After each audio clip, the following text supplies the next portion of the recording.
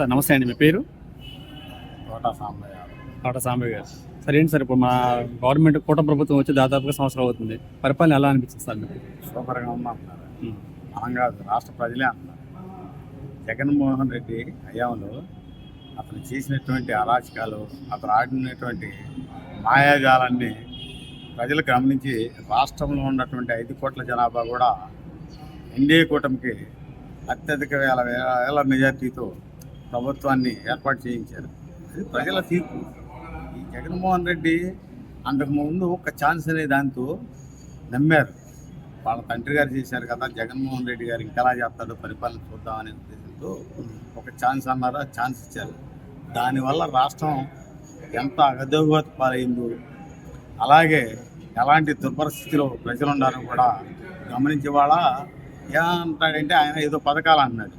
జనము ఇవాళ ఆంధ్రప్రదేశ్ ప్రజలు బీసీలు కానీ, ఎస్సీలు కానీ, ఎస్టీలు కానీ ఒక విద్యావంతులుగా 70% దాకా కూడా ఒక విజయనగరం విధంగా తయారయ్యారు. దాన్ని దృష్టిలో పెట్టుకొని డెవలప్మెంట్ కావాలి రాష్ట్రానికి. అంతేగాని చిన్న చిన్న జనానికి ఇదివరకు 1983 అంతకుముందు బియ్యం, కందిపప్పులు వర్షాలకని వరదలకని ఇస్తూ ఉండేవారు. అలాగే ఈయన కూడా అలాంటి టెక్నిక్ వాడదామని చూశాడు. దాన్ని ప్రజలు తిప్పికొట్టి వాళ్ళ విద్యావంతులు చాలామంది ఉన్నారు. ఎస్సీల్లో కానీ, ఎస్టీల్లో కానీ, బీసీల్లో కానీ, వెనుకబడిన తరగతులు వాళ్ళందరూ చైతన్యవంతులై మనకి ఈ జగన్మోహన్ రెడ్డి వల్ల మన రాష్ట్రం మరలా బీహారు, ఒరిస్సాలాగా మనం కూడా ఆ దుర్పరిస్థితిని అనుభవించాల్సి వచ్చిందని గమనించి ఎన్డీఏ ప్రభుత్వానికి అత్యధిక ఓట్ల మెజార్టీతో ఎక్కువ స్థానాలు కలిగి. సార్ ఇదే జగన్మోహన్ రెడ్డి గారు చంద్రబాబు నాయుడు గారిని ఇంకా విమర్శిస్తూనే ఉన్నారు. అసలు రాష్ట్రంలో ఎన్ని వైట్ కార్డులు ఉన్నాయో ఆయనకు తెలుసా? అలాగే ఎంతమంది ఇన్కమ్ ట్యాక్స్ కడుతున్నారో ఆయన తెలుసా అని చెప్పని అడుగుతున్నాడు. జగన్మోహన్ రెడ్డి గారికి తెలిసిందల్లా ఏంటంటే సిబిఐ కానీ, ఈడీ కేసులు కానీ మన ఇండియా వైడ్గా ఆయనకున్నటువంటి కేసులు ఎవరికి లేవు. అందుకని కేసుల గురించి ఆయనకు బాగా తెలుసు. ఎందుకంటే క్రిమినల్ గురించి తెలుసు.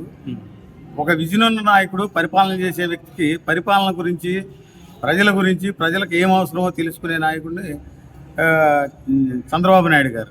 అందుకని జగన్మోహన్ రెడ్డి అంచేటికి ఏం చెబుతాడంటే ఈయనకు తెలియదు కాబట్టి రేషన్ కార్డులు ఎన్నో ఉంది ఆయనకు తెలుసా అంటే, ఈయనకు తెలుసా ఎన్నుండి నోటిఫికేషన్ చేయడు.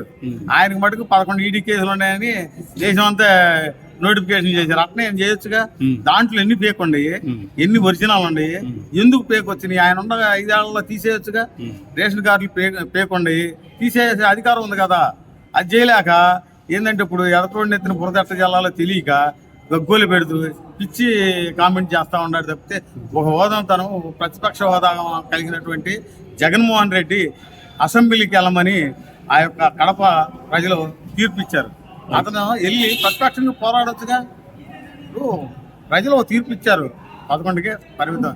నువ్వు అడిగేది ఏందా ప్రత్యేక హోదా? నీకు ఎమ్మెల్యేగా ఇచ్చారు, నీకు ఆ అర్హత ఉంది, నువ్వు వెళ్ళి పోరాడడం ముందు.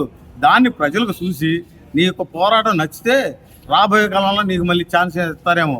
అది తెలుసుకోగాని వాడి మీద బురద జల్లి ఇది అన్ని వీధి రౌడీలు చేసే పనులాగా ఒకటి మీద ఒకటి అనుకోవడం కాదు. ఒక ప్రతిపక్ష హోదాగా, ఒక ముఖ్యమంత్రిగా చేసి ఉన్నటువంటి వ్యక్తి తను మాట్లాడే ప్రతిదీ కూడా ఆలోచించి మాట్లాడమని నేను తెలుపుతున్నాను. అయితే ఇప్పుడు ఉప ముఖ్యమంత్రి పవన్ కళ్యాణ్ గారు ఎలా పనిచేస్తున్నారు సార్? ఉప ముఖ్యమంత్రి పవన్ కళ్యాణ్ గారు 100కి 100 సీట్లు కొట్టినటువంటి మన రాష్ట్రంలోనే కాదు, నాకు తెలిసి మన దేశంలో కూడా నెంబర్ 1 స్థానంలో ఉంటాడు. ఎందుకంటే అతని యొక్క తెలివితేటలు ఏంటంటే మనం ఎక్కడ గెలుస్తాము, ఎక్కడ తగ్గాలి, ఎక్కడ నెగ్గాలి తెలుసుకున్నటువంటి ఒక వ్యక్తి ఎవరంటే పవన్ కళ్యాణ్ గారు. ఈ యొక్క జగన్మోహన్ రెడ్డి ప్యానల్ వాళ్ళంతా 43ని తిప్పి 23 చేశారు, 23ని తిప్పి 43 చేసి పిచ్చి మాటలు మాట్లాడారు. అది గమనించిన పవన్ కళ్యాణ్ గారు అతని యొక్క హోదాకు తగ్గట్టుగా మనం ఎక్కడ తగ్గితే ఎక్కడ నెగ్గగలుగుతామని ఊహించి చేసినటువంటి మహోన్నత వ్యక్తి ఎవరంటే పవన్ కళ్యాణ్ గారని నేను గట్టిగా చెప్పగలను.